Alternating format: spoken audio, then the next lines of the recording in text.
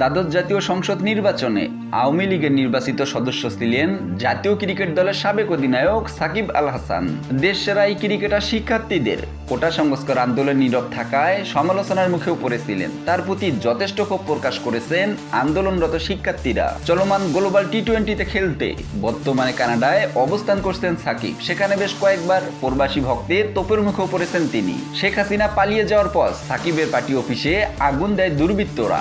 এখন সাকিবের দেশে ফেরা নিয়েও তৈরি হয়েছে শঙ্কা। 2 ম্যাচের টেস্ট সিরিজ খেলতে আগামী 16 আগস্ট পাকিস্তান সফরে যাবে বাংলাদেশ দল। তার আগেই ঢাকায় ফেরার কথা সাকিবের, কিন্তু কানাডা থেকে দেশে ফেরা নিয়ে প্রশ্ন উঠেছে।